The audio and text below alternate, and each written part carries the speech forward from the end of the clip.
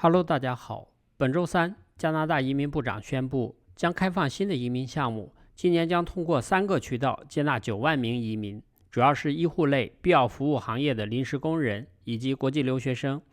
具体名额分配为：医护类工作者2万名，疫情期间必要的工作者3万名，国际学生4万名。这次的大放水比上次75分的异议门槛更低，几乎是来者不拒。对于临时工人的申请者，只需要符合40个医疗保健行业的工种和95个必要行业的工种，拥有至少1年加拿大工作经验即可。对于国际留学生的要求就更低了，只需要4年内毕业于加拿大院校，无需1年工作经验。移民部从5月6日开始接受申请，申请的截止日期为11月5日，额满为止，先到先得。目前移民局还没有公布具体的细节。皇家银行在本周发布了一个最新的移民报告。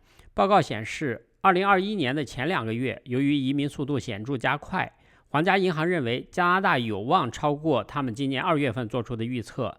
皇家银行在2月份的预测报告指出，加拿大今年将无法实现40万1千名移民的目标。他们认为2021年移民的情况可能更像2020年，今年最多可能只能迎来27万5千名左右的新移民。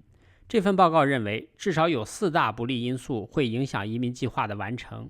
第一，移民计划仍然受到疫情的影响，因为跨境旅行的限制仍在发挥作用。第二，联邦负责移民事务的机构在处理移民申请时存在严重的拖延。第三，移民申请者的数量已经大幅下降。第四，仅有少量积压的已被批准的新移民尚未移居加拿大。加拿大在今年1月、2月接纳了大约 4.8 万名新移民。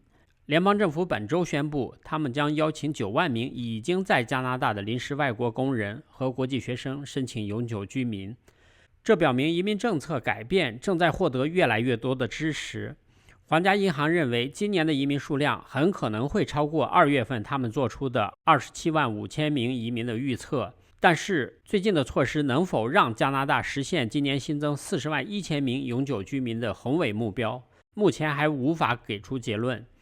移民的数量正在回升到疫情前的水平。加拿大1月份接纳了 2.5 万名新移民，2月份又接纳了 2.3 万名新移民，这几乎与2020年前2个月的水平相当。而2020年3月至12月期间，每月新增永久居民仅为 1.3 万人。移民数量反弹的原因是联邦移民政策发生变化，有迹象表明严重的移民处理延迟有所缓解。因为疫情封锁，临时居民增长放缓，加拿大移民部已经在战略上转变，将目前居住在加拿大的临时居民转为永久居民作为重点。政府决定将增加技术工人快速通道的申请数量。加拿大对9万名临时居民的邀请可能会改变之前的移民规则。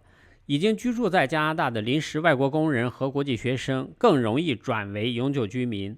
由于边境无期限关闭，疫情仍在很多国家肆虐，这种情况短期不太可能改变。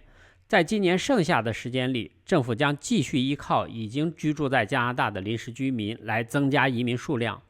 但需要特别强调的是，因为这些新增的移民本来就已经在这里居住和工作，因此即使他们的身份转换为永久居民，也不会对住房和消费产生多大的提振。